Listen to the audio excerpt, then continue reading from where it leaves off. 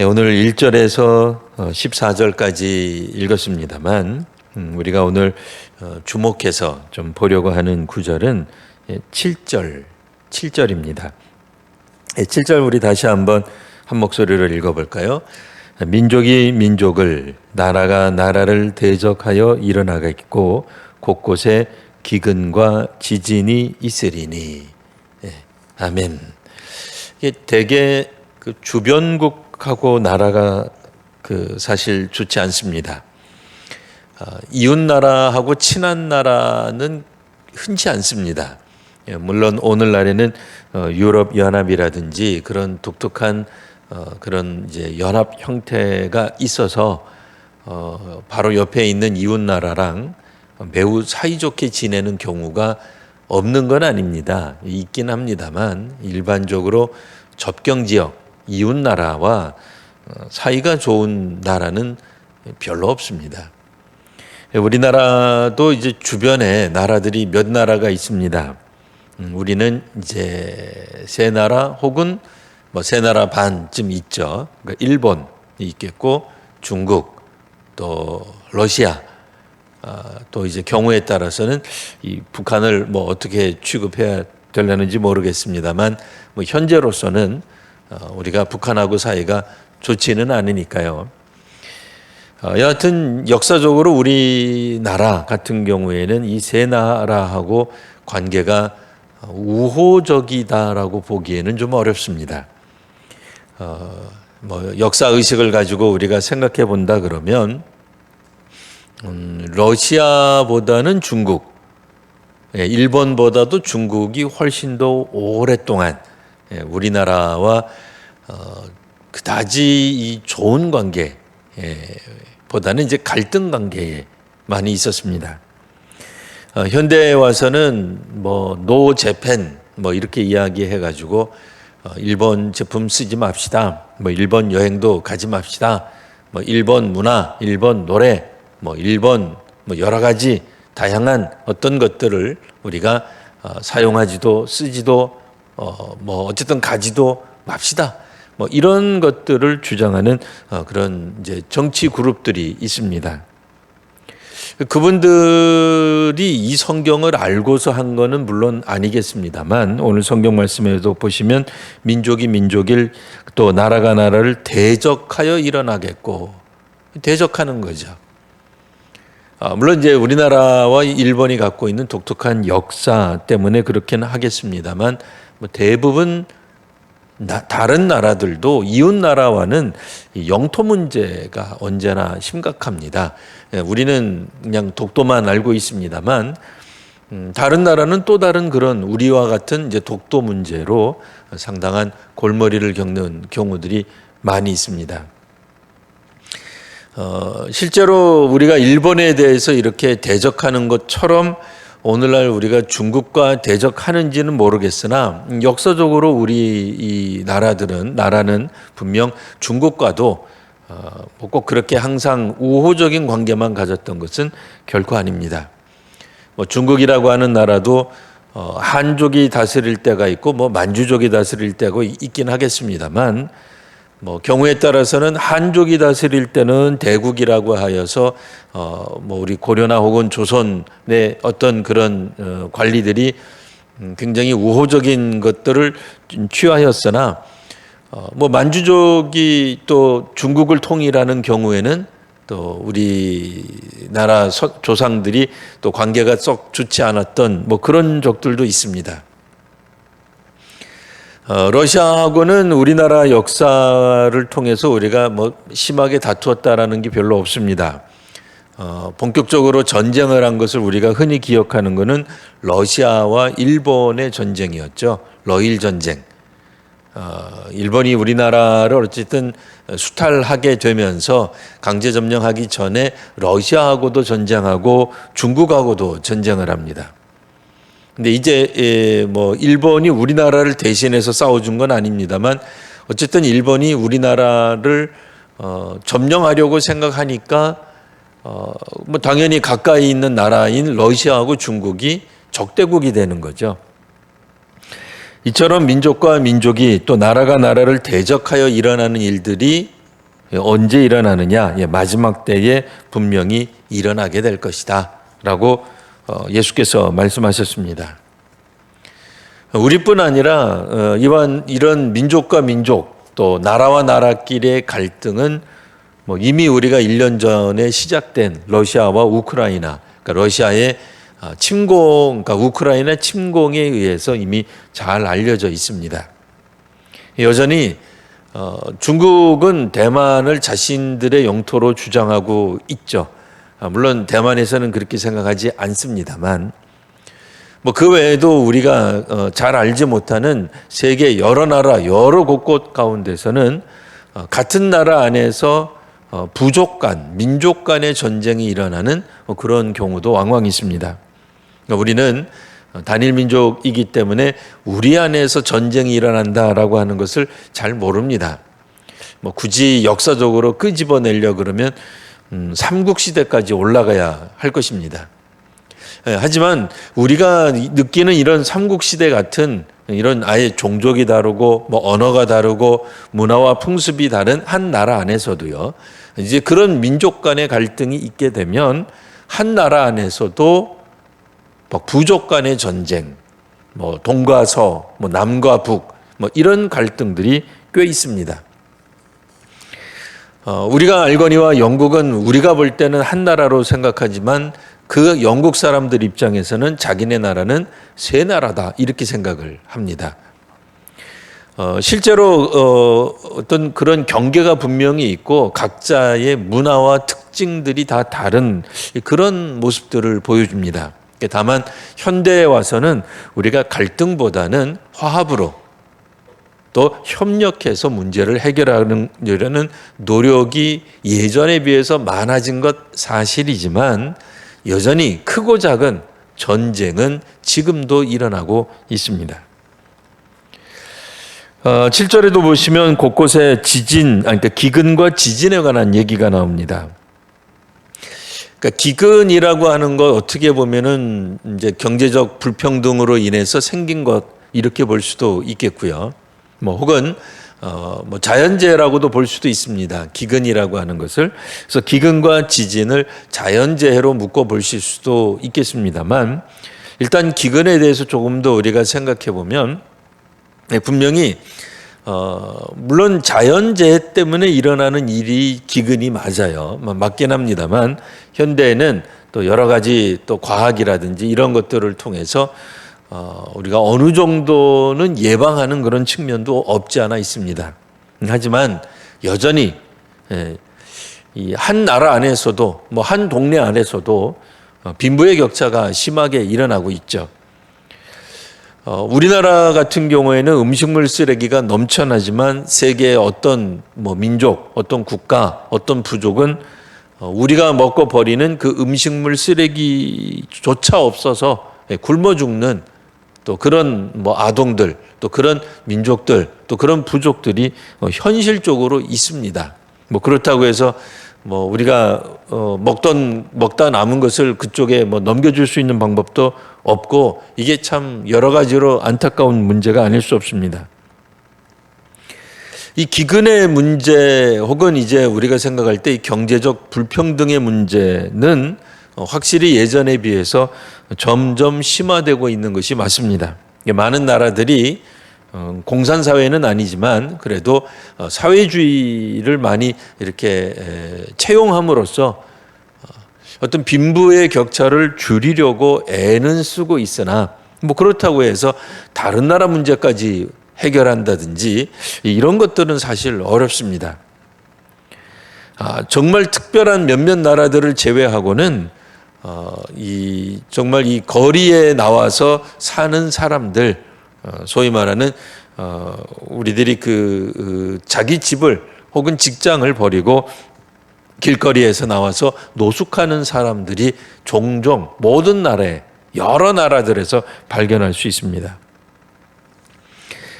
자, 지진 같은 경우야말로 문자 그대로 이거는 자연재해입니다. 점점 가면 갈수록 지진이 늘어나고 있고 빈도수가 늘어나고 있습니다. 우리나라도 마찬가지죠. 이 지진이 계속해서 예전에 비해서 많이 보고되고 있습니다. 물론 과학이 많이 발달해서 우리가 깨달은 것인지 전에도 지진이 있었는데 우리가 모르고 넘어갔다가 세월이 흐르면서 21세기로 가면서 더 많은 지진을 우리가 파악하고 있는지는 모르겠으나 분명히 우리나라도 기억을 합니다. 얼마 전에도 모 지역에서 지진이 일어나서 심지어는 경기도 어떤 지역에서는 서울에서조차 그 지진의 여파를 느꼈다라고 이야기를 합니다. 실제로 지진이 일어난 그 보도들을 우리가 보았습니다. 이번에도 튀르키예 그리고 시리아 북쪽에서 일어난 그런 어떤 영상들을 보면서 정말 저 안에 있게 되면은 사람들이 제정신을 차릴 수 없겠구나 하는 생각을 해봅니다. 지진은 단 한 번만 나오는 게 아니죠. 우리가 아시는 바와 같이 어떤 대형 지진이 오기 전에 이미 어떤 전조가 있고 또 실제로 가장 강도가 센 그런 지진이 있고 난 다음에도 여진이 수십 차례가 아니라 수백 차례 오고 갑니다. 그런 면에서 생각을 해본다면 인간이 세운 모든 문명, 인간이 세우고 있는 모든 가치관 이런 것들이 일순간에 무너져 내릴 것입니다. 우리도 종종 어떤 폭동들이 일어나게 되면 물론 폭동이 일어나면 안 되겠습니다만 심지어는 미국에서도 LA 폭동이라든지 몇몇 폭동들이 있었습니다. 이번 튀르키예에서도 지진이 일어났을 때에 질서가 금방 무너지는 것을 보게 돼요. 물론 사람들이 먹고 살 게 없기 때문에 상점을 약탈한다든지 도둑을 강도짓을 한다든지 하는 것들이 어떻게 보면은 이해가 된다라고도 볼 수 있지만 본디 그 나라들이 그런 나라가 아니거든요. 튀르키예도 그렇고 미국도 그렇고 우리가 알고 있는 정상적인 삶의 상태에서는 사람들이 그렇게 악해지지 않습니다. 근데 우리도 마찬가지죠. 세계에서 우리나라 같이 또 이렇게 치안이 굉장히 자신할 수 있는 그런 나라들이 많지 않습니다. 우리도 불과 몇 년 전만 하더라도 굉장히 불안한 도둑도 많고 그런 나라였죠. 어디 상점에서 물건을 팔 때 가게 바깥에다가 진열해 놓는 그런 방식을 생각하겠습니까? 지금도 소위 말하는 선진국이라고 불리우는 나라들도 가게 바깥에, 그러니까 상점 바깥에다가 물건을 전시해 놓고 또 고객이 손님이 알아서 또 훔쳐가는 것 없이 가지고 들어와서 계산하는 나라가 정말 흔치 않습니다. 그러나 우리나라라고 해서 그런 전에 나왔던 그런 어떤 폭동이 있었던 지진이 있었던 나라들처럼 그런 극단적인 위기가 일어난다면 과연 우리나라도 괜찮을지 그건 다시 한번 우리가 생각해 봐야 될 것입니다. 이 민족과 민족이 대적하게 되는 것은 결국 나라 간의 전쟁이 일어난다는 것을 뜻합니다. 기근이라고 하는 것은 문자적으로 절대적 빈곤에 처하는 것이고 먹을 것이 없어서 사람들이 굶어 죽는 사태가 벌어지는 걸 말합니다. 지진이라고 하는 것은 인간이 세운 모든 문명을 한 번에 무너뜨릴, 그러니까 완전히 인간이 패닉, 혼란, 혼돈 상태에 빠지는 거죠. 모든 것들이 다 사라져 버립니다. 가까운 일본만 하더라도 지진에 대한 충분한 대비를 하고 소위 말하는 그 지진 공법을 써서 모든 건물들을 다 만들었음에도 강력한 지진이 오게 되면 일본조차도 마비가 되는 걸 봐요. 이런 걸 보면 과연 오늘날 우리들이 무슨 이야기를 할 수 있을까요? 문자 그대로 전쟁을 경험해 보신 우리 권사님들 세대, 저는 직접 전쟁을 경험해 본 적이 없습니다만 이 전쟁을 직접 경험해 본 분들의 증언에 따르면 사실 그렇게 비참할 수가 없어요. 차라리 우리는 이제 일제도 물론 경험하셨겠습니다만 이제 6.25를 경험한 분들이 어쨌든 현재로서는 훨씬 더 많이 생존해 계시기 때문에 같은 동족이라고 과연 말할 수 있는 것인가? 그러니까 전쟁이 일어나게 되면 그 전쟁의 참상은 사실 그 뭐 기억하기조차도 싫은 그런 어떤 참상이 벌어지게 됩니다. 우리 안에서도 마찬가지죠. 경쟁으로만 치닫게 되면은 그건 비극입니다. 현대 사회에서도 어떤 대기업도 다른 기업에 뒤지지 않기 위해 그런 승부를 거는 그런 모습도 보지만 뭐 정치도 마찬가지입니다. 내가 아니면 다른 당이 정권을 잡기 때문에 그들은 필사적입니다. 목숨 내놓고 그분들은 정권을 쟁취하기 위해 노력을 하겠죠. 그런 식으로 서로가 서로에게 전쟁 혹은 적대시하게 되면 어떤 일이 벌어질까요? 정말 무서운 일이 벌어지는 거죠. 제가 예전에 그냥 뭐 농담 삼아서 설교할 때 몇 번 했던 얘기가 있습니다. 어떤 사람들이 어떤 다른 사람들을 무시하고 또 다른 사람들이 자신들을 무시했던 사람들을 무시하면 어떤 일이 벌어진다 그랬어요? 기억나시죠? 네. 그러니까 북이 남을 무시하고 뭐 남이 북을 무시하고 남자가 여자를 무시하고 여자가 남자를 무시하게 되면 어떤 일이 벌어져요? 네. 무시한 일이 벌어져요. 네. 적대하니까 사방팔방 주변에는 적밖에 없는 거예요. 우리나라 입장에서 물론 저는 뭐 노 재팬하는 분들의 입장을 이해합니다. 뭐 다는 100%야 모르겠습니다만 일부 이해합니다. 또 중국에 대해서 적개심을 갖는 것도 이해가 됩니다. 러시아에 대해서도 적개심을 갖는 것도 역사적으로 이해가 됩니다. 그러면 뭐만 남는 거예요? 우리 주변에는 다 적밖에 없는 거예요. 친구가 없는 거죠. 이웃 국가는 없습니다. 다 적으로 둘러싸여 있는 거죠. 회사 입장에서 보면 경쟁업자는 다 적입니다. 학생들이 물론 공부를 잘해서 자신들이 원하는 학과에 들어가야 되겠습니다만 어느 순간 이것을 적으로 간주하게 되면 적대시하는 사회 분위기만 남는 거죠. 다 경쟁 상대, 다 싸워서 이겨야 돼. 다 적들은 없어야 돼요. 정치하는 사람들도 마찬가지, 뭐 학계에서도 마찬가지, 일반 회사 사업하시는 분들도 마찬가지라고 한다면 스포츠도 다 경쟁이잖아요. 어떻게 보면 다 적이잖아요. 다 이겨야만. 그러니까 이게 사실은 말세의 현상이죠. 주변을 다 적으로 간주하는, 내가 아니면 남은 다 적이 되는 상황이 되는 겁니다. 그러니 기근이 일어나고 지진이 벌어지면 어떻게 되겠어요? 나만 살겠다고 하는 이기주의가 나오게 되죠. 문자 그대로 그것도 말세라고도 볼 수 있습니다. 하지만 오늘 성경에서 나오는 말세는 문자 그대로 세상 끝에 일어나는 일들을 말합니다. 세상 끝이 되면 될수록 세상이 화해가 되지 않아요. 우리는 1차 세계대전을 겪었고 2차 세계대전 겪었으니 3차 세계대전은 안 일어날 거라는 생각하잖아요. 왜요?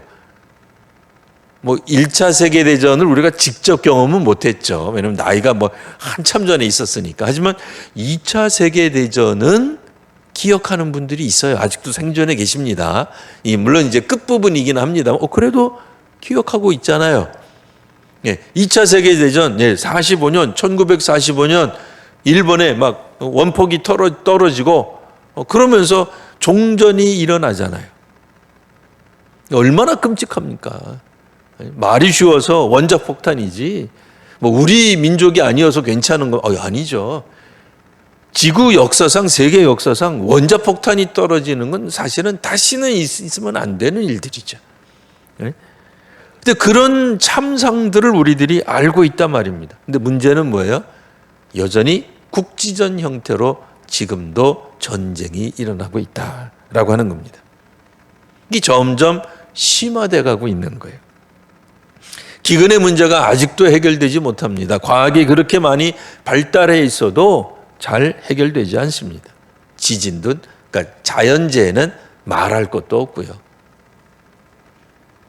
그러니 어떻게 보면 세상 끝으로 가면 갈수록 인간성은 말살이 되고 위험은 더욱더 증가하고 위기감이 고조된다라고도 말할 수 있습니다.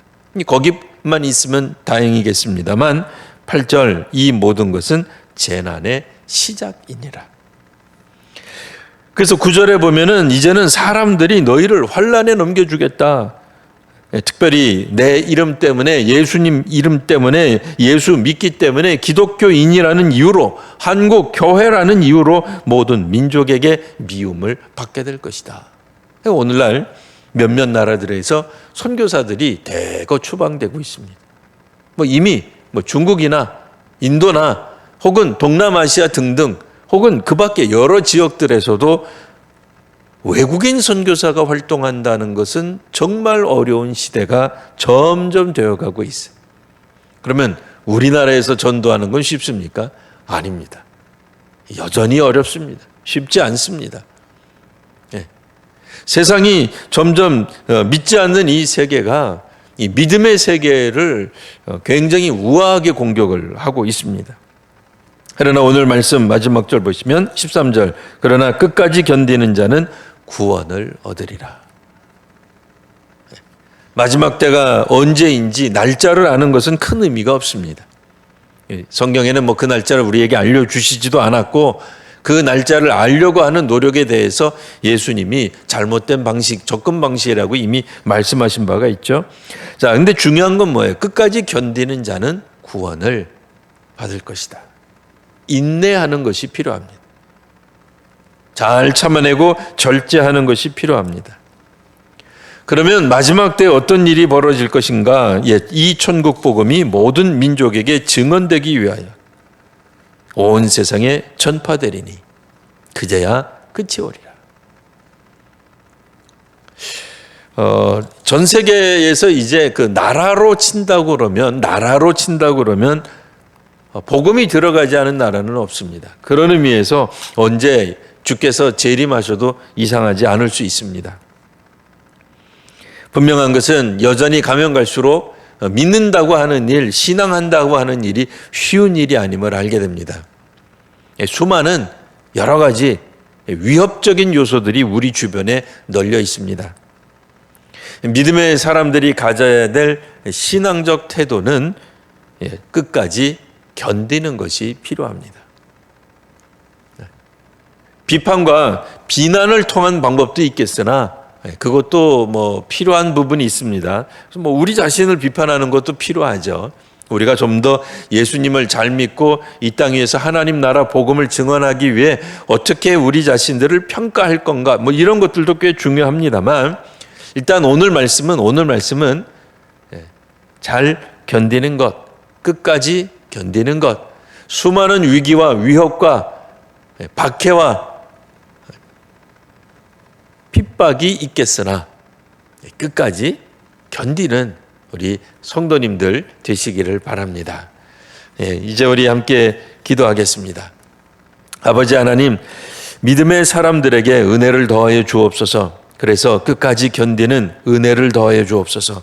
견디는 경건의 능력을 더하여 주옵소서. 저희가 힘들고 가난하고 핍박당하고 또 저희들이 따로 차별을 당한다 할지라도 우리 주 안에서 믿음을 끝까지 지켜나가는 귀한 성도와 한국교회가 되게 하여 주옵소서. 아버지 하나님, 저희가 기도할 때 끝까지 기도하게 하시고 견디며 기도하게 하시고 또한 예수님의 말씀, 하나님의 말씀을 끝까지 붙드는 귀한 성도들이 되게 하여 주옵소서. 오늘도 아픈 가운데 믿음으로 주 앞에 나아가는 성도들을 하나님 붙잡아 주옵소서. 은혜를 더하여 주옵소서. 하나님께서 함께하여 주심을 깨닫는 귀한 시간들이 되게 하옵소서. 예수님 이름으로 기도합니다. 아멘.